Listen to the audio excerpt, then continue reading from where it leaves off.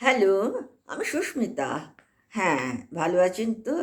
আমি ভালো আছি। যাই হোক, আজকে যে ভিডিওটা করতে চলেছি, আমার মনে হয় আপনাদের কাছে ভালো তো লাগবেই, উপরন্তু এটার প্রয়োজনীয়তা সম্পর্কে আপনারা অনেকটা জানবেন এবং জেনে আপনারাও ব্যবহার করতে শুরু করবেন। তবে এই প্রথমেই জানিয়ে দিই নামটা। আজকের টপিক হলো চিয়া সিডস। চিয়া সিডসটা আমরা কোনোদিন ছোটোবেলায় খুব একটা শুনেছি বলে মনে হয় না, বা খাওয়ার উপকারিতা সম্পর্কে আমরা এতটা জানতামও না, শুনতামও না। হয়তো একটু বড় হয়ে এগুলো শোনা শুরু করেছি। তবে এর প্রয়োজনীয়তাটা, উপকারিতার উপরে যে কতটা বেশি সেইটার সম্পর্কে আমরা একেবারেই ওয়াকিবহাল ছিলাম না। কিন্তু বর্তমানে দেখছি যে এই চিয়া সিডসটা একটা খাদ্য তালিকার মধ্যে রেখেছে। কিন্তু খাদ্য তালিকায় কেন রেখেছে? প্রয়োজন ছাড়া তো খাদ্য তালিকায় রাখতে পারে না, এবং সেটা দৈনন্দিন জীবনের প্রয়োজনের মধ্যে নিশ্চয়ই আছে তার গুণাগুণ, যে কারণে মানুষ আজ খাদ্য তালিকার মধ্যে রেখেছে এই বীজটা। আর অন্যান্য আমি অনেক বীজের উপরে ভিডিও করেছি, যেমন আপনার pumpkin seeds, watermelon seeds, marshmallow seeds, অনেক সিডসের উপরে আমি করেছি। কিন্তু বলছি যে অন্যান্য বীজের সঙ্গে কম্পেয়ার করে এটি একটি অন্যতম বীজ হিসেবে গ্রাহ্য করা হচ্ছে। তাহলে বুঝুন কতটা গুরুত্বপূর্ণ এই বীজটা। এখন এইটার সম্পর্কে আমরা তো বেশি কিছু এর শুরুটা জানতে যাব না। আমাদের বেনিফিট অফ ফ্রুটস বা বেনিফিট অফ গ্রেনস বা বেনিফিট অফ ভেজিটেবলের উপরেই আমার টপিকটা রয়েছে, যে কারণে বেনিফিটটাই আমি দেখছি বিশেষ করে। তো যাই হোক, এখন কথাটা হচ্ছে এই পুদিনাটা খুব ছোটো ছোটো ছোটো ছোটো বীজ কিন্তু, হ্যাঁ, চিয়া সিডসটা। আর এটা পুদিনা প্রজাতির একটি উদ্ভিদের বীজ। হ্যাঁ, আর এটা আমি আগেই বললাম আমরা খাদ্য তালিকার মধ্যে রাখতে পারি। এতটা জনপ্রিয়তা অর্জন করেছে, মানে বর্তমানে বিশেষ করে শহরাঞ্চলে যথেষ্ট জনপ্রিয়তা অর্জন করেছে এই সিয়াচিন, যে কারণে আজকাল খাদ্য তালিকার মধ্যে এটাকে রাখা হয়েছে। তবে গ্রামাঞ্চলের লোকেরা কতটা ভালো জানে বা খায় সেটা আমার অতটা ধারণা নেই। তবে এখন চিয়া সিডসটা খাবো কী করে? এটা সব, এগুলো তো এক একটা বীজ, শুকনো ধরনের। কোনো বীজ আপনি চিবিয়ে খেতে পারেন, কোনো বীজ ভিজিয়ে খাওয়া ভালো, কোনো বীজ চিবিয়ে খেলেও অতটা বুঝি না যে কীভাবে খেলে কতটা উপকার হবে। সেরকম সিডসও ঠিক সেই একই রকম। কীভাবে খাওয়াটা উচিত সেটা সবচেয়ে গুরুত্বপূর্ণ। চিয়া সিডসটা মানে এর মধ্যে যে গুণাগুণগুলো রয়েছে বা উপাদানগুলো রয়েছে সেটা আগে বলে নিই। চিয়া সিডসের মধ্যে ফাইবার আছে, প্রোটিন আছে, অ্যান্টিঅক্সিডেন্ট আছে, ওমেগা 3 ফ্যাটি অ্যাসিড আছে, তারপরে আপনার ক্যালসিয়াম আছে, ভিটামিন সি প্রচুর আছে, ও আয়রন আছে, পটাশিয়াম আছে। হ্যাঁ, কিন্তু তার মধ্যে বলছে ক্যালসিয়ামের মাত্রাটা তুলনামূলক অনেক বেশি, এবং ভিটামিন সিও অন্যান্য যে খাবারের মধ্যে ক্যালসিয়ামের মধ্যে, মানে দুধের থেকেও বলছি ক্যালসিয়ামটা, দুধে যতটা আমরা ক্যালসিয়াম পাই তার থেকে বেশি ক্যালসিয়াম এটা চিয়া সিডসে রয়েছে। ঠিক ভিটামিন সিও ঠিক একই রকমভাবে তুলনামূলকভাবে অনেকটা বেশি এতে রয়েছে। এখন একটা কথা আমি প্রথমেই বলে দিচ্ছি, আপনারা শুধু 12 সপ্তাহ, 12 সপ্তাহ মানে 3 মাস আপনারা খেয়ে দেখুন। হ্যাঁ, অপকার হবে না। অপকারটা যদি হয় অতিরিক্ত খেলে। হ্যাঁ, আপনারা যদি ভীত হন তাহলে ডাক্তারের পরামর্শ নিয়ে খাবেন। শুধুমাত্র 12টা সপ্তাহ খেয়ে দেখুন এর উপকার কী। এর উপকার হলো আপনার টাইপ 2 ডায়াবেটিসটা কন্ট্রোলে থাকবে, আপনার ওজন নিয়ন্ত্রণে থাকবে, আপনার মানে যারা প্রাপ্তবয়স্ক অ্যাডাল্ট যারা, তাদের কার্ডিওভাস্কুলারও ঝুঁকিটাও কমে যাবে। আপনি শুধু 12 মাস খেয়ে দেখুন।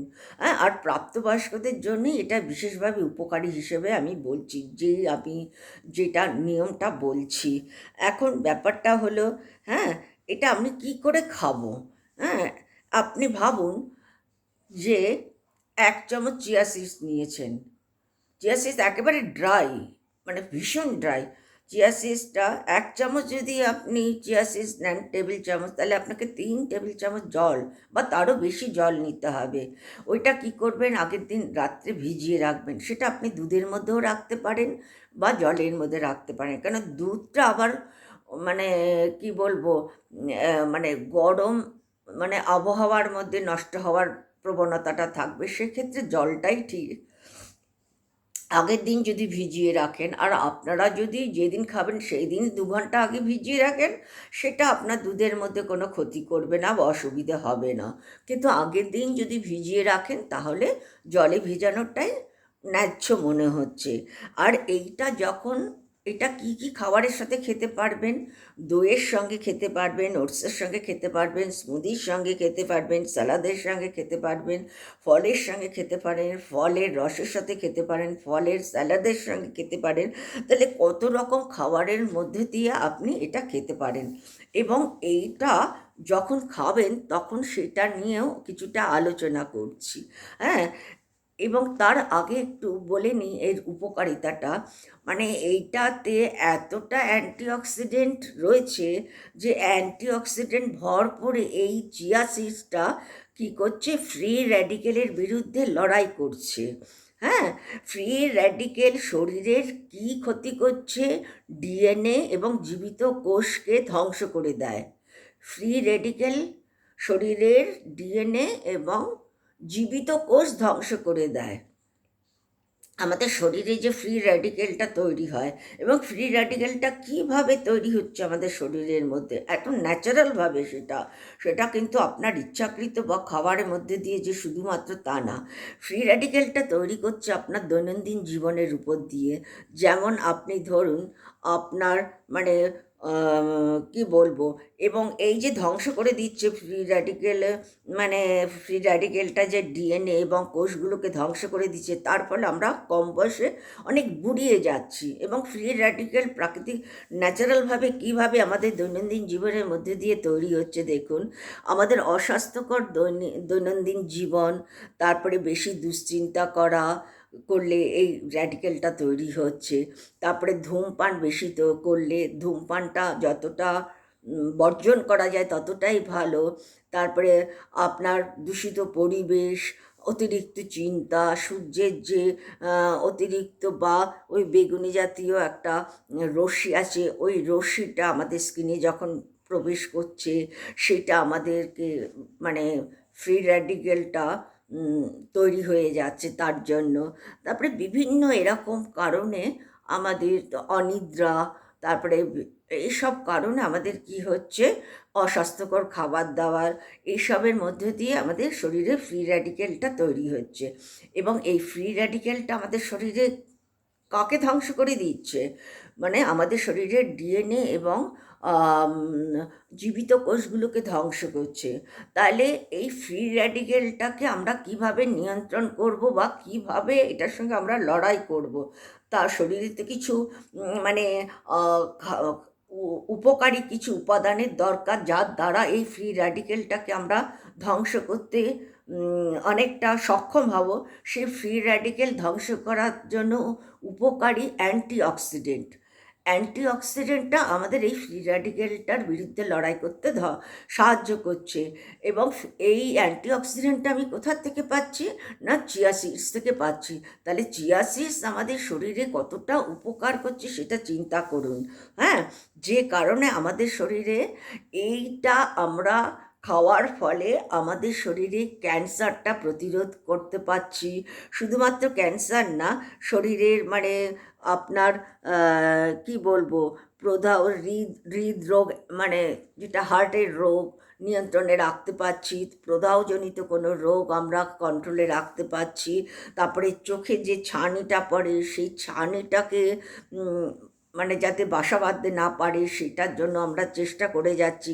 হ্যাঁ, তাহলে এইটা খেলে আমাদের এই চিয়া সিডসটা আমাদের এতগুলো রোগ থেকে মুক্তি পেতে আমাদের সাহায্য করছে। শুধু তা না, হার্টের ঝুঁকি কমাচ্ছে।